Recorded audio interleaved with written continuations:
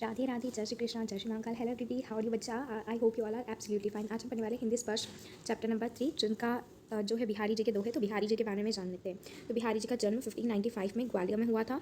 जब बिहारी जी 7-8 साल के थे, ठीक है, तभी उनके जो पिता ओरछा चले गए थे, जहाँ बिहारी ने आचार्य केशवदास से काव्य शिक्षा पाई। ठीक है, यहीं बिहारी रहीम के संपर्क में आए। रहीम जी खुद एक कविकार थे, ठीक है, कविकार थे। तो बिहारी जी ने अपने जीवन के कुछ वर्ष जयपुर में भी बिताए। ठीक है, बिहारी रसिक जीव थे, पर इनकी रसिकता नागरिक जीवन की रसिकता थी। ठीक है, उनका स्वभाव जो था बहुत ही अच्छा और व्यंग प्रिय था। ओके, 1663 में इनका देहावसान हुआ, मतलब कि उनका देहांत हो गया, वो अब नहीं रहते इस समय दुनिया में। ठीक है, बिहारी एक ही रचना सत्सई उपलब्ध है, जिसमें उनके लगभग 700 दोहे संग्रहित है। मतलब उनके एक सत्सई नाम की एक बुक है जो कि रचित है, जिसमें करीबन 700 दोहे हैं। तो इसमें से ही कुछ दोहे हमारे इसमें लिए गए हैं। तो लोक ज्ञान और शास्त्र ज्ञान के साथ ही बिहारी का काव्य ज्ञान भी अच्छा था। ठीक है, रीति का उन्हें भरपूर ज्ञान था। ठीक है, रीति सब जानते थे वो। इन्होंने अधिक वर्णयी सामग्री श्रृंगार से ली है।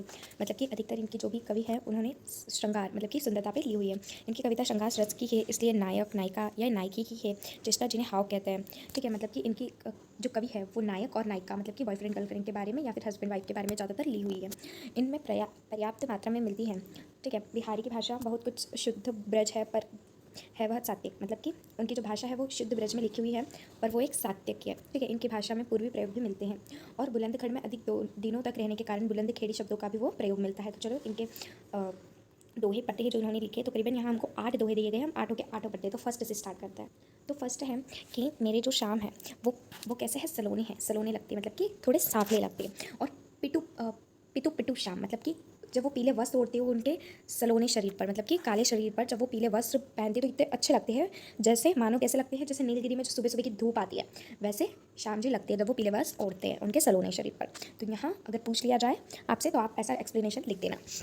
अब दूसरा नंबर का, अब देखो दूसरा नंबर का देखते हैं। इसका नीचे से एक्सप्लेनेशन देखते हैं। जगतु तपोवन सो कियो दिराग दाग निदाग।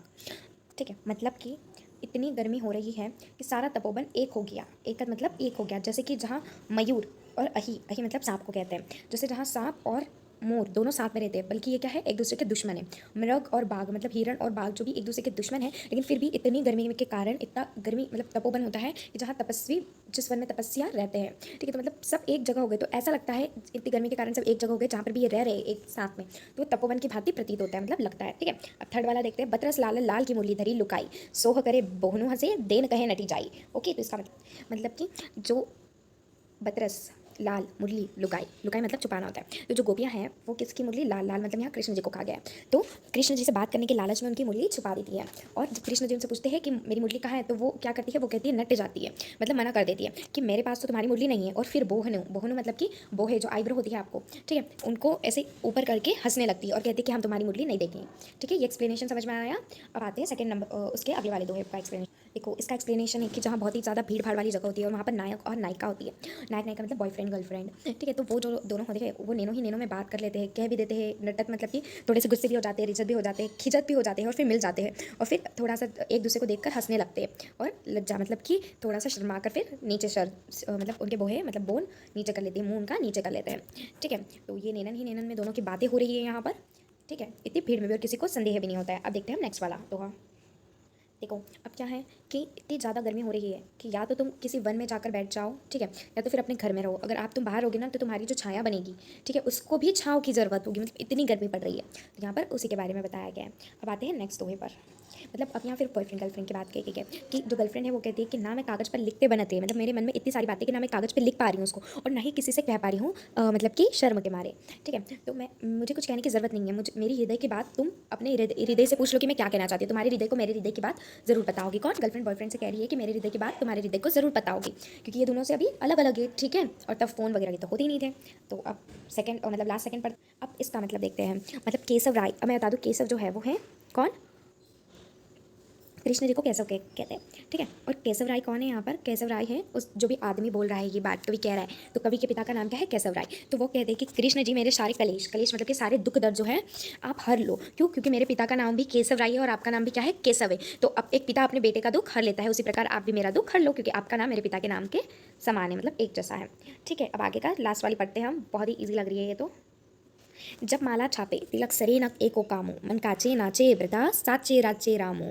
मतलब कितनी भी माला क्यों ना आप जब लो, कितने भी छापे क्यों ना कर लो, तिलक क्यों ना सर पे लगा लो, आप कितने भी कितने भी सच सवर क्यों ना जाओ, भगवान को मतलब सच सवार क्यों ना दो, जब तक आपका मन जो है कांच की भांति, अगर भगवान के अगर आपके मन में कांच की भांति भगवान नहीं होंगे, आपके मन में भगवान नहीं है, तब तक आपको वो नहीं मिलेंगे। चाहे आप कितनी भी जब माला जप लो, तिलक लगा लो, सर पर आप तिलक लगा लो, ठीक है, छापे मार लो, ठीक है, जब तक आपके मन में भगवान नहीं होंगे तब तक भगवान आपसे नहीं मिल। अब ये कुछ शब्द दिखते हैं। सोहत मतलब होता है अच्छा लगना, पीतू मतलब पीला, पटु मतलब होता है कपड़ा, नीलमणि का पर्वत होता है जिसमें हमने धूप वाला एग्जाम्पल देखा था, अहि मतलब होता है सांप, तपोवन वह वन जहाँ तपस्वी रहते हैं। ओके, अब बहुत सारे शब्दार्थ हैं तो ये आप पढ़ लेना, ठीक है।